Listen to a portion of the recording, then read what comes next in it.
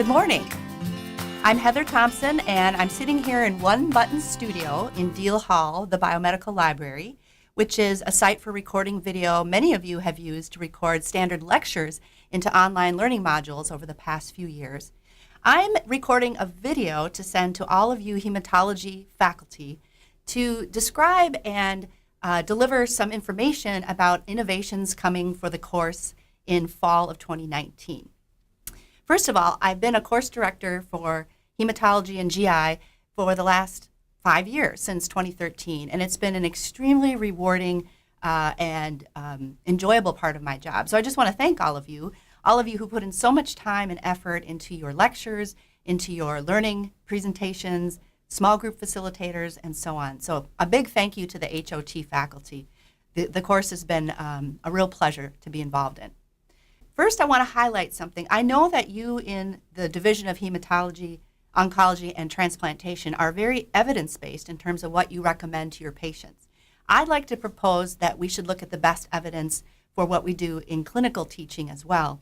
And in fact, in 2013, a meta-analysis was published from the National Academy of Science looking at over 225 trials of active learning in the STEM courses, so science, engineering, and mathematics. And the authors of this article concluded that the evidence was overwhelmingly in favor of active learning techniques. In fact, to the point where they say, if the experiments analyzed here had been conducted as randomized controlled trials of medical interventions, they would have been stopped early for benefit. So really, the evidence base for active learning is strong, and that is why our medical school is investing a lot of their dollars into creating the Health Sciences Education Center. You might have heard of it as HSEC. It's going up. The construction is going on right as we speak. I'm sure you've all walked by the construction site with the huge crane. And it's very exciting because the classroom environment is going to be changing dramatically. We're going to be moving from a standard lecture hall with one podium and lots of seating to an active learning classroom, or an ALC. An ALC is a very different mode of teaching. So lecturers, or presenters, if you will be mingling about the group. The students are in groups of 10 to 12 around tables. There is an element of active learning that goes on, be it quiz questions, interactive patient case discussions, and so on. And so to present the same lecture format from the Moose Tower Lecture Hall in this space is probably not best practice. It's not best use of the facility, nor the resources put together to create it. So as a result, the medical school and the AHC has given me some protected time and also some resources in the form of a fellowship in active learning classrooms. This fellowship gave me support in terms of a team. I have educators in the Center for Educational Innovation that are helping me redesign the class. I have some protected time in the summer to devote to this process, which is quite an undertaking. So you're probably wondering, what about me, or what's in it for me? As a hematology faculty, I would invite your participation in this process in a number of ways.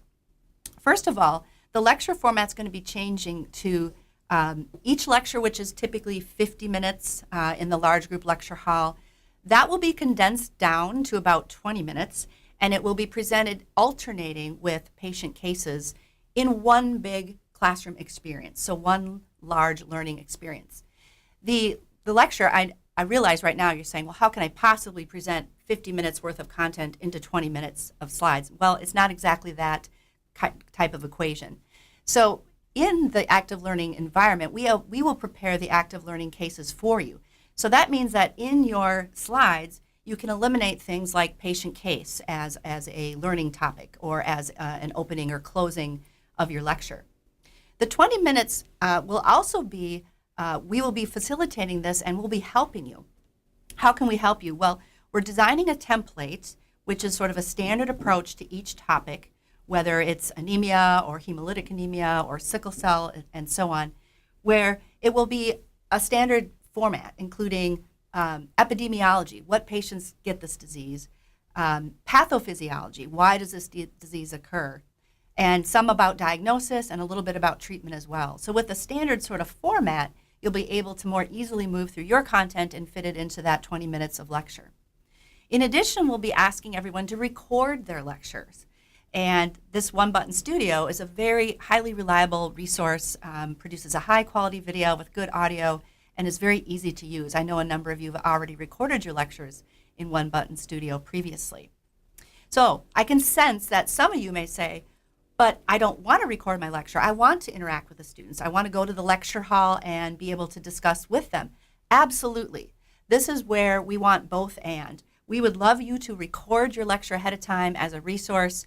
It will be viewed in the large lecture hall, and you can be present during that viewing and present for any interactive questions, which is part of the overall experience and the advantage of having an active learning environment as opposed to the old format.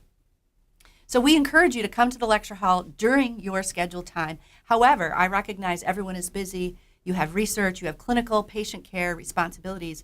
And so if you choose not to be at the lecture hall, you should know that your course directors will be there to help facilitate, as well as the small group facilitators in this space.